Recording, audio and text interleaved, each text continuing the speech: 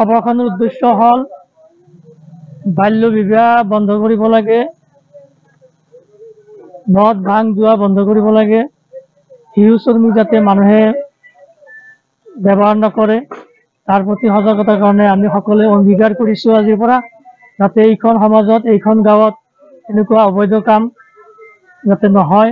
ভৱিষ্যতে আমি সকলোৱে মিলি ইয়াৰ বিৰুদ্ধে কঠোৰভাৱে মানে প্ৰতিকাৰ বন্ধ কৰাৰ কাৰণে আমি সজোৰে আহ্বান জনাইছোঁ।